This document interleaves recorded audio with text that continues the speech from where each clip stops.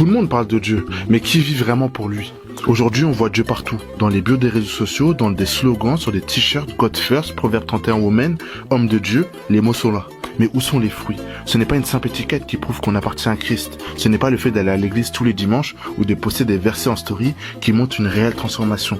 Dieu ne cherche pas des apparences, il cherche un cœur sincère et des vies qui portent du fruit. Jésus a été clair. Tout bon arbre porte de bons fruits, mais les mauvais arbres portent de mauvais fruits. En Matthieu 7,17. Avoir une apparence religieuse sans produire de fruits, c'est comme un arbre rempli de feuilles, mais sans vie.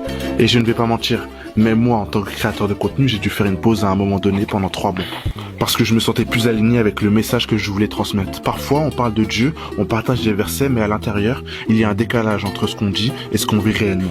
Et mon plus gros problème pendant ces 3 mois, c'était les filles. J'avais beau prier, méditer de la parole, vouloir grandir spirituellement, mais il y avait cette lutte qui revenait toujours.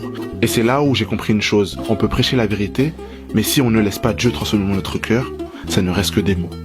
Et c'est un combat que beaucoup vivent en silence, parce qu'on ne veut pas montrer nos faiblesses. On veut donner l'image du chrétien parfait, celui qui maîtrise tout, qui ne tombe jamais. Mais la vérité, c'est qu'on a tous des luttes. Le problème, ce n'est pas la chute, c'est de ne pas vouloir se relever. 24,16 dit « Car 7 fois le juste tombe, et il se relève ». Ce qui fait de toi un vrai disciple, ce n'est pas le fait d'être irréprochable, mais d'être prêt à se laisser transformer par Dieu jour après jour. Et c'est ça, porter du fruit. Ce n'est pas juste parler de Dieu, c'est lui permettre de nous changer réellement. C'est refléter sa nature, même quand personne ne nous regarde. C'est pardonner quand on a envie d'haïr. Rester intègre quand personne ne nous voit. C'est obéir, même quand ça fait mal. Si on ne reflète pas ça, on doit se poser des questions.